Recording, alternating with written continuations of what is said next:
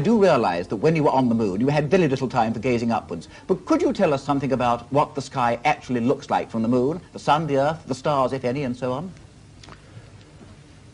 The sky is a deep black when viewed from the moon, as it is when viewed from cislunar space, the space between the Earth and the moon.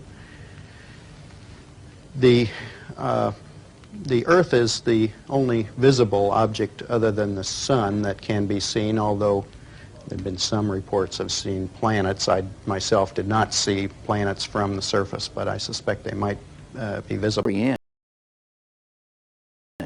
When you looked up at the sky, could you actually see the stars and the solar corona in spite of the glare? We were never able to see stars from the lunar surface or on the daylight side of the moon by eye without looking through the optics. I don't recall during the period of time that we were photographing the solar corona what stars we could see. I don't remember seeing any.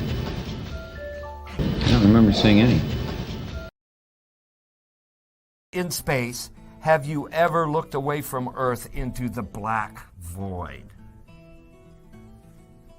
Yeah. All because the you time. can see. Yeah. Because you can see the stars. Oh yeah. You know, and pretty much all the time you can see the stars. Yeah. It's not a black cool void. thing. I mean, it's black, but there's all kinds of little polka dots. There's all the stars there, and the cool thing is about it, you can see it during the day. Yeah, you can, and there's more than stars. You can see planets.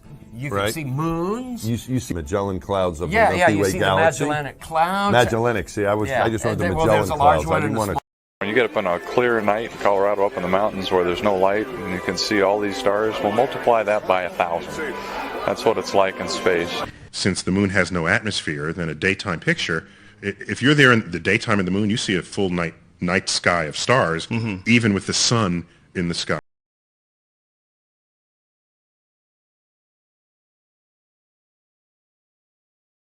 I'd go to the moon in a nanosecond.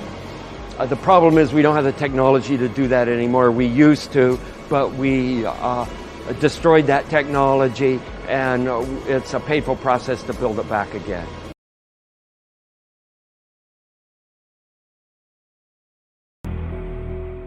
My name is Kelly Smith, and I work on navigation and guidance for Orion. It cuts through the waves of radiation. Sensors aboard will record radiation levels for scientists to study. We must solve these challenges before we send people through this region of space. The parachutes help us hit the brakes, but not too quickly. One day people will be aboard, so deceleration must happen in stages to keep things comfortable for the crew. I'm Paul Martin with NASA's Office of Inspector General. Goals include a first uncrewed flight of the integrated SLS Orion system no later than November 2018, followed by a crewed flight as early as 2021, although the agency is examining the feasibility of putting crew on the first flight of the combined system.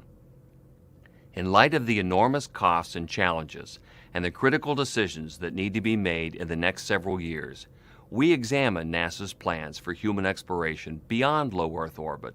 It's something that is much bigger than what we have today, and it will be able to launch the Orion capsule with humans on board, as well as landers or other components to destinations beyond Earth orbit. Right now, we only can fly in Earth orbit. That's the farthest that we can go. And this new system that we're building is going to allow us to go beyond and hopefully take humans into the solar system to explore. So the moon, Mars, asteroids, there's a lot of destinations that we could go to.